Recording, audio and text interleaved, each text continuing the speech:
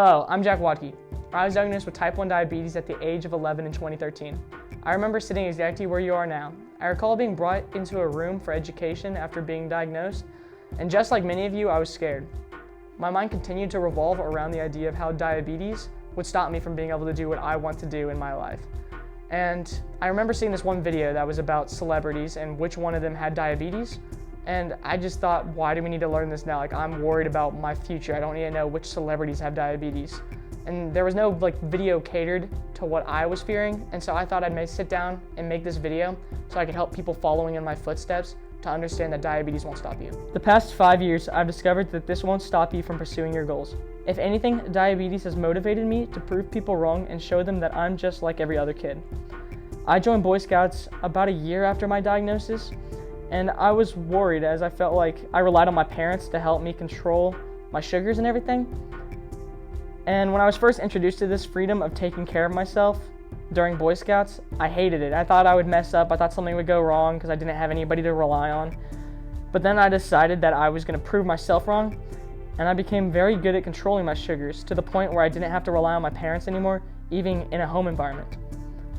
I went on multiple backpacking trips with some exceeding 15 miles a day, which I would have never thought to be possible before. At this point, I began to think diabetes doesn't control me, and that's where I came up with my term, T1D can't stop me. A few years after joining Boy Scouts, I went on a big backpacking trip called Philmont. Philmont is a place where scout troops go and backpack in the backcountry of New Mexico. It was a 14-day trip where I was able to fully control my diabetes and my sugars all by myself. We summited mountains and walked up and down long twisting trails along the mountainsides. I was nervous about my condition leading up to Philmont, but I pushed through and said T1D can't stop me.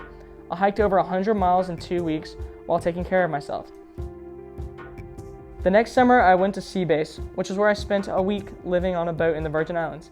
Again, I proved that I was responsible and that I am able to take care of myself. I was able to go snorkeling for hours on end, not letting diabetes get in the way. I showed again that T1D can't stop me. Boy Scouts has played a very important role in forging who I am today and how I view diabetes and how I take care of it myself. Shortly after I was diagnosed, I began surfing, which I love and enjoy doing whenever I can.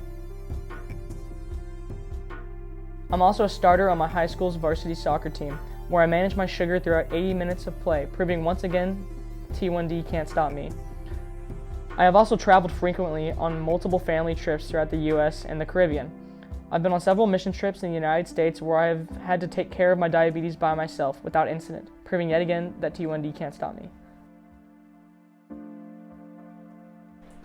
By this point, everyone here should understand the importance of my message, T1D can't stop me.